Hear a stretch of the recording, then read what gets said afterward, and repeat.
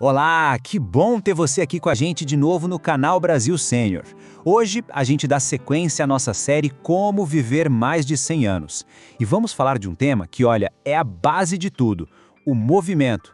A gente vai descobrir juntos, de um jeito bem prático, como o simples ato de se mexer no dia a dia é, na verdade, a grande chave para uma vida longa, com saúde e, o mais importante, cheia de alegria.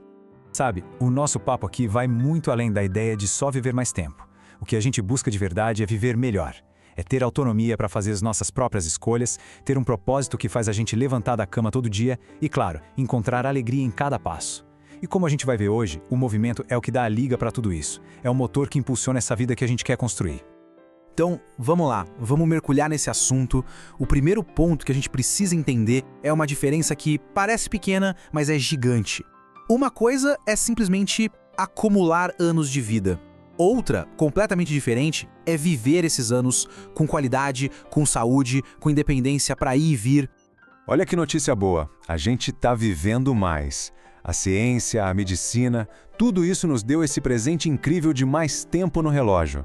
A gente vê aí nos dados que, daqui a algumas décadas, 1 em cada 4 brasileiros vai ter mais de 65 anos. É uma conquista fantástica, sem dúvida. Só que essa conquista traz junto uma pergunta muito importante.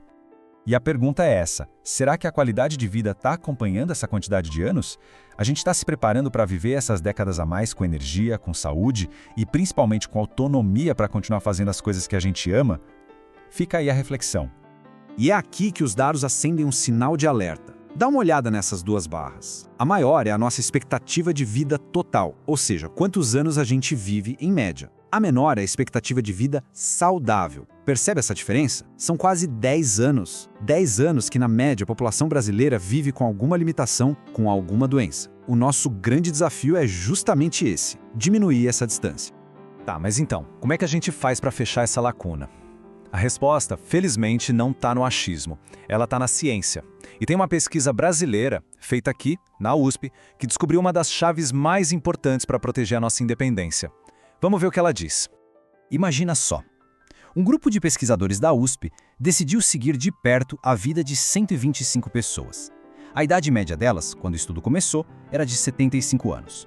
E a missão deles durante 10 anos foi desvendar o mistério. O que é que faz com que uma pessoa continue independente para fazer suas coisas do dia a dia, como cuidar da casa, se vestir, cozinhar? E o resultado, gente, foi de uma clareza impressionante. Quando eles compararam o grupo que se mantinha ativo com o grupo mais sedentário, a diferença era como o dia e a noite. Ser ativo funcionou como um verdadeiro escudo protetor, diminuindo de forma drástica o risco da pessoa perder a sua independência ao longo desses 10 anos. E agora, se prepara para o número que resume tudo isso. Ser fisicamente ativo reduziu em 53% o risco de uma pessoa se tornar dependente de ajuda para tarefas básicas. Pensa no que isso significa. É cortar o risco pela metade. É um poder gigantesco que está nas nossas mãos, ou melhor, nos nossos pés, nos nossos braços, no nosso corpo. Então, a mensagem principal da ciência é essa, bem direta.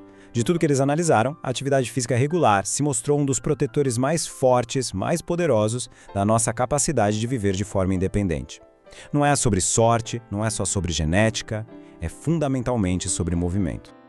Ok, então a gente já entendeu o porquê. Agora vem a parte boa, o como. O que será que esses pesquisadores consideraram como ser ativo? Será que é algo muito complicado? E a resposta é a melhor possível: não! É muito mais simples e acessível do que a gente imagina.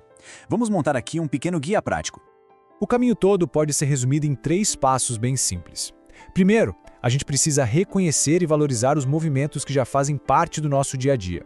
Segundo, adicionar alguma atividade que dê prazer, que seja gostosa de fazer.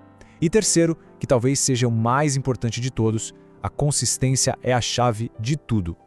Vamos ao primeiro passo. O estudo fala em atividade metabólica. Nome complicado para uma coisa simples. São os movimentos do nosso cotidiano.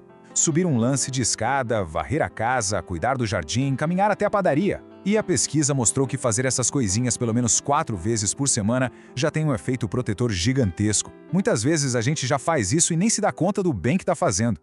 Agora, segundo ponto, a atividade física um pouco mais planejada. E aqui vem a grande surpresa, que eu confesso que até me impressionou. O estudo considerou como ativa a pessoa que fazia uma dessas atividades apenas uma vez por semana. Isso mesmo, uma vez. O segredo não é virar atleta, mas sim ter aquela regularidade. Pode ser uma caminhada, uma dança, natação, o que importa é encontrar algo que traga alegria. Certo, mas a gente sabe que na prática existem algumas barreiras, algumas ideias que ficam na nossa cabeça e nos impedem de começar. Então agora vamos derrubar de vez alguns mitos que nos paralisam. Ah, esse é um clássico, não é? Quem nunca ouviu ou até pensou, não, na minha idade, começar agora, meu corpo não aguenta mais. Será mesmo? Vamos ver o que os fatos dizem. O fato comprovado pela ciência é que nunca é tarde demais para começar. Lembra da idade média dos participantes do estudo? 75 anos quando tudo começou e os benefícios apareceram para todo mundo, gente com 80, 90 anos. O nosso corpo tem uma capacidade incrível de responder ao movimento em qualquer idade.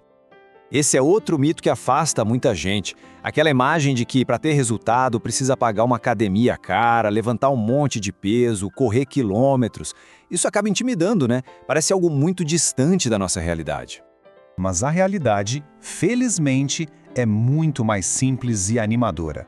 A própria pesquisa da USP provou que a chave não é a intensidade do exercício, é a constância. Aquelas pequenas atividades do dia a dia, somadas com uma caminhada na semana, por exemplo, já constroem uma proteção enorme para a nossa saúde. Bom, estamos chegando na reta final da nossa conversa de hoje. E eu quero juntar todas essas peças para a gente sair daqui com a mensagem mais importante. A jornada para uma vida longa e ativa é construída assim, ó. Um passo de cada vez, um movimento de cada vez. Eu gosto de pensar nisso de um jeito bem prático. Imagina que você tem uma conta poupança, uma poupança de saúde. Cada vez que a gente escolhe a escada em vez do elevador, cada caminhadinha, cada alongamento, é como se a gente estivesse fazendo um pequeno depósito. E essa poupança vai render juros altíssimos de independência, de vitalidade e de alegria lá na frente. Agora, eu queria muito ouvir você. Como é que tá o movimento no seu dia a dia? Conta pra gente aqui nos comentários. Qual atividade já faz parte da sua rotina? Ou qual você ficou com vontade de começar depois da nossa conversa? A sua história pode inspirar muita gente que está aqui com a gente. Vamos trocar essas experiências? E se esse nosso papo fez sentido para você, aproveita para se inscrever aqui no canal Brasil Sênior para não perder os próximos. E mais importante, compartilhe essa análise. Pensa aí, com certeza tem alguém que você ama, um amigo, um familiar, que precisa ouvir essa mensagem, de que nunca é tarde e de que é mais simples do que parece. E para a gente fechar, fica essa provocação final. Uma vida longa e independente não é uma coisa que se decide aos 90 anos. Ela é construída com as escolhas que a gente faz hoje. Cada passo, por menor que seja, conta. Então, a pergunta que fica no ar é: qual vai ser o seu primeiro passo ou o seu próximo passo a partir de agora? Muito obrigado pela companhia e a gente se vê na próxima.